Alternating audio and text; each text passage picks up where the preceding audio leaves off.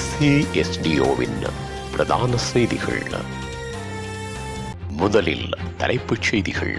ஜனாதிபதி தேர்தல் தொடர்பில் மனம் திறந்த ரணில். பாலியல் துன்புறுத்தல்களுக்கு எதிரான சட்டத்தை வலுப்படுத்த அனுமதி. தொழிற்சாலையில் ரசாயன கசிவு, 30 பேர் மருத்துவமனையில். யாழில் இளம் மருத்துவர் விபரீத முடிவால் உயிரிழப்பு. யாழில் வீதியால் சென்ற இளம் குடும்பஸ்தர் மரணம். குவைத்தில் பாரிய தீ விபத்து, 41 பேர் பலி.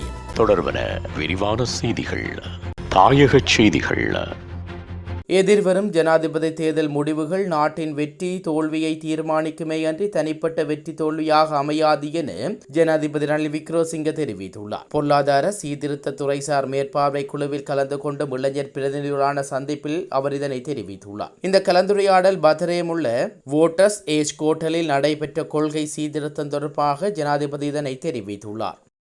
பாலியல் துன்புறுத்தல் மற்றும் பாலியல் வன்கொடுமைகளை தடுப்பதற்கான சட்ட விதிகளை வலுப்படுத்தி தண்டனை சட்டத்தை திருத்தம் கொண்டு வருவதற்கான சட்டமூலத்துக்கு சட்டமா அதிபர் சான்றிதழ் அளித்துள்ளார். பொது இடங்களில் பாலியல் துன்புறுத்தல் மற்றும் பாலியல் வன்கொடுமைகள் உட்பட அனைத்து வகையான பாலியல் துன்புறுத்தல்களை குற்றமாக மாற்றி 2022 ஆண்டு டிசம்பர் மாதம் 12ஆம் தேதி நடைபெற்ற அமைச்சரவை கூட்டத்தில் குற்றவியல் தண்டனை சட்டத்தில் திருத்தங்களை அறிமுகப்படுத்த அனுமதி அளிக்கப்பட்டுள்ளது. இந்த சட்டமூலத்தை அரசாங்க வர்த்தமானியில் பிரசுரிப்பதற்கும் பின்னர் பாராளுமன்றத்தின் ஒப்புதலுக்காக சமர்ப்பிப்பதற்கு நீதி, சிறைச்சாலை விவகாரங்கள் மற்றும் அரசியலமைப்பு மறுசீரமைப்பு அமைச்சினால் முன்வைக்கப்பட்ட யோசனைக்கு அமைச்சரவை அங்கீகாரம் வழங்கியுள்ளது.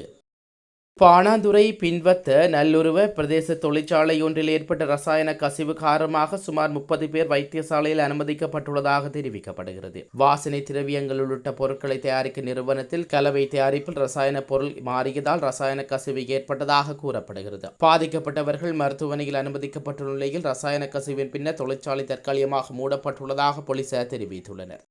யாழ்ப்பாணம் பருத்தித்துறை ஆதார வைத்தியசாலையில் பணிபுரியும் வைத்தியர் ஒருவர் வைத்தியசாலையில் விடுதிக்குள் தவறான முடிவெடுத்து உயிரை மாய்த்துள்ளதாக கூறப்படுகிறது. சம்பவத்தில் பருத்தித்துறை ஆதார வைத்தியசாலையில் மகப்பேற்று விடுதியில் கடமையாற்றும் மருத்துவரே உயிரை மாய்த்துள்ளார். கொழும்பைச் சேர்ந்த மருத்துவர் காதல் விவகாரத்தினால் உயிரை மாய்த்திருக்கலாம் என கருதப்படுகிறது. அதேவேளை அவரது காதலி என கருதப்படும் யுவதியொருவர் தொலைபேசியில் வழங்கிய தகவலை வைத்தியசாலை நிர்வாகத்தினர் வைத்தியர் விடுதி கதவை உடைத்து சென்று பார்த்தபோது வைத்திய சரளமாக காணப்பட்டமை அதிர்ச்சியை ஏற்படுத்தி. இந்நிலையில் அவரது மூக்குக்கு பஞ்சு வைக்கப்பட்டிருந்த நிலையில் அவர் ஏதோ ஒரு வகை மருந்தை செலுத்தி உயிரை மாய்த்திருக்கலாம் என கருதப்படுகிறது.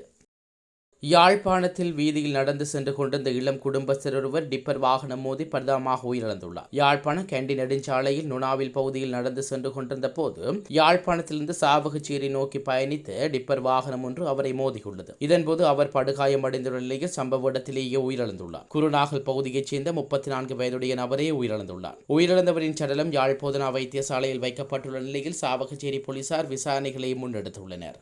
உலகச் செய்திகள். குவைத்தில் கட்டுமான நிறுவன ஊழியர்கள் தங்கியிருந்த கட்டடத்தில் ஏற்பட்ட தீ விபத்தில் சிக்கி 41 பேர் உயிரிழந்துள்ளதாக வெளிநாட்டு ஊடகங்கள் செய்தி வெளியிட்டுள்ளன. அவர்களில் இந்திய பிரஜைகளும் உள்ளடங்குவதாக குறிப்பிடப்படுகிறது. தெற்கு குவைத்தில் உள்ள மங்காப் நகரில் உள்ள அடுக்குமாடி கட்டடத்தில் இந்த தீ விபத்து ஏற்பட்டுள்ளது.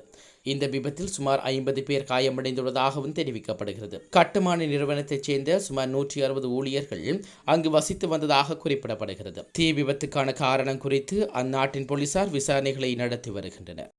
மீண்டும் தலைப்புச் செய்திகள். ஜனாதிபதி தேர்தல் தொடர்பில் மனம் திறந்த ரணில். பாலியல் துன்புறுத்தல்களுக்கு எதிரான சட்டத்தை வலுப்படுத்த அனுமதி. தொழிற்சாலையில் ரசாயன கசிவு, 30 பேர் மருத்துவமனையில். யாழில் இளம் மருத்துவர் விபரீத முடிவால் உயிரிழப்பு. யாழில் வீதியால் சென்ற இளம் குடும்பஸ்தர் மரணம். குவைத்தில் பாரிய தீ விபத்து, 41 பேர் பலி.